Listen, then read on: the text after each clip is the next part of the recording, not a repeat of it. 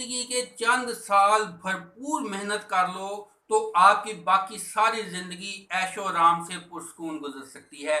जैसे 9th 10th का time है, फर्स्ट ईयर सेकंड ईयर का टाइम है, यानी कि तकरीबन 5 साल समझ लें आप। और अगर स्कूल कॉलेज से बाहर हैं आप, तो फिर भी जिंदगी के 5 साल किसी काम पर सही डायरेक्शन में सही कुव्वत के साथ आप मेहनत कर लें तो पूरी जिंदगी आप रिलैक्स और पुरस्कून जिंदगी गुजार सकते हैं। अगर आप सुस्त हैं, आप मेहनत नहीं करना चाहते, तो खुद को आप ये चीज़ उम्मीद दिला सकते हैं कि मैंने सिर्फ 5 साल भरपूर मेहनत करनी है, इसके बाद आपने पूरी ज़िंदगी इंजॉयमेंट करते हुए काम करना है, लेकिन वो इंतहाई रिलैक्स होगा।